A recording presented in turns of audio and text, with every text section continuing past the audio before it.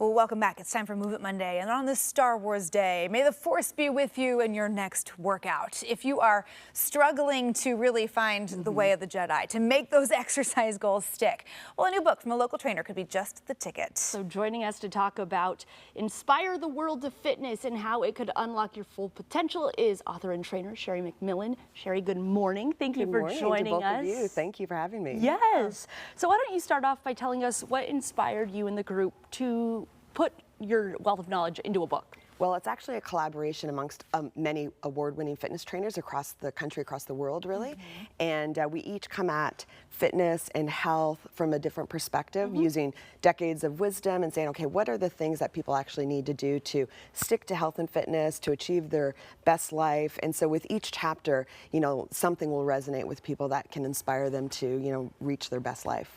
I like this approach because I feel like a lot of times, you know, you hear someone kind of popping up and saying like, I found the one trick to do X, Y, Z, or here's the one thing to make it stick. Why take more of a collaborative approach to kind of have some different perspectives to come at it? Yeah, I think, you know, I've been in the fitness industry for 36 years. So, you know, over that period of time, you start to learn and you start to see like what actually works for the majority of people. And so each of us have different perspectives depending on our experience, our credentials, and our specialties in the fitness and health industry. So it's really nice to have a collaboration of different insights so, you know, something will stick with someone.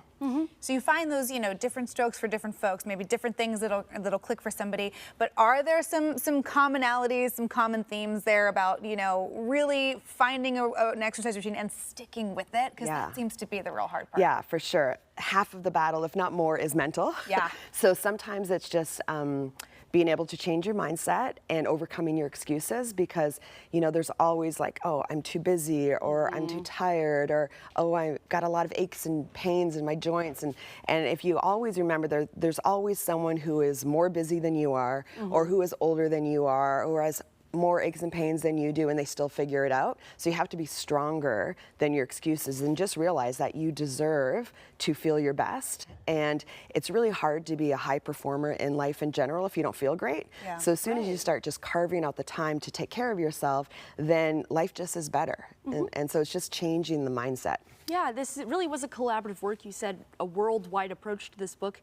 Did you learn anything from this process and these other folks? Yeah, absolutely. Many of the other authors, I've been working in the fitness industry together for decades.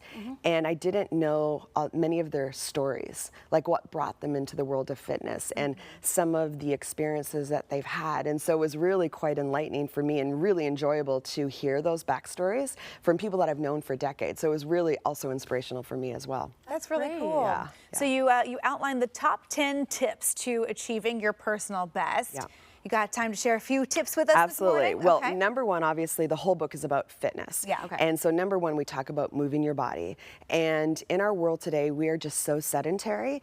Think about, you know, people just order their food. They don't even have to go to the restaurant, or they don't have to go to the grocery store. It just gets delivered, or they just get everything online on Amazon or whatever. And so if you add up how many calories people are expending throughout the day, it's so drastically reduced. And so we're just, because of the ease of our world, we're becoming really unhealthy.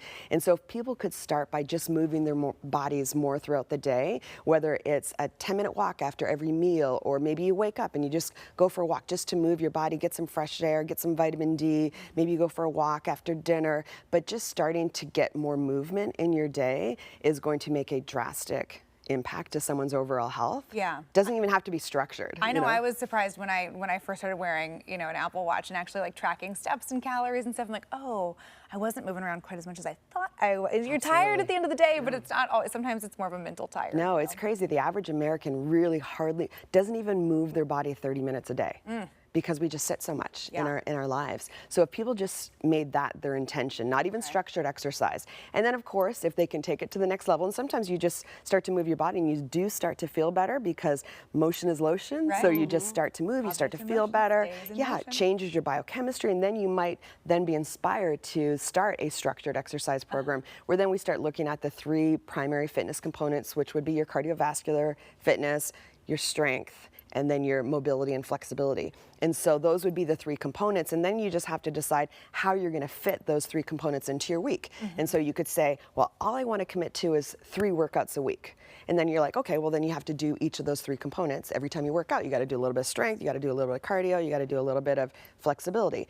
If someone says, oh, I want to work out 4 days a week. It's like, okay, well then maybe we'll combine a little bit of flexibility, mobility with some cardio. Maybe you go for a walk or a hike or a bike ride, and then you do some stretching after.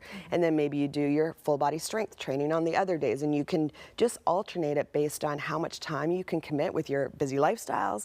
And then we structure it to just make sure you hit those 3 primary fitness components at some point during the week. Yeah, and you don't have to figure it all out because you have people who have dedicated their lives to helping you.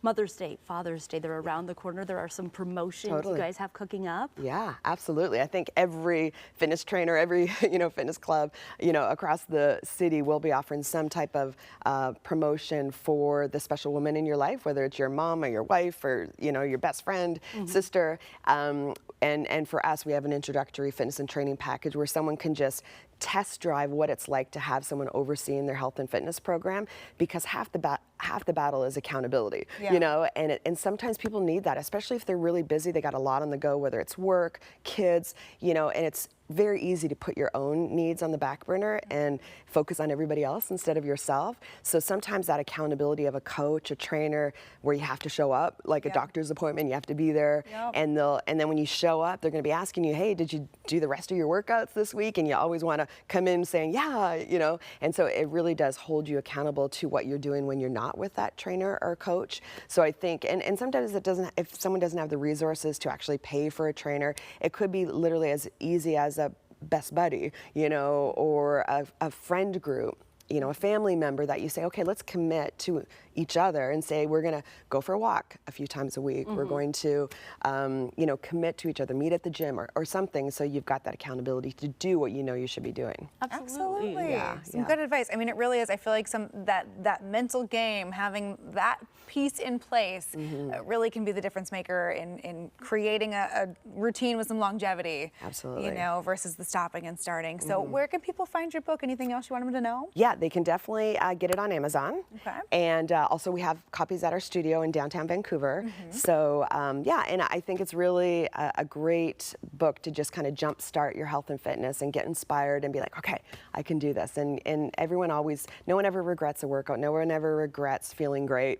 So it really is. Sometimes you just need a little inspiration, a little motivation. That's so true. Yeah. It's getting started so hard, and then at the end of the work, I'm like, okay, I'm glad I did it. I feel better now. And then you remember it, and it creates a halo effect over your life. So that's just incredible. Sherri, thank you so much for joining us today. Thank you so much.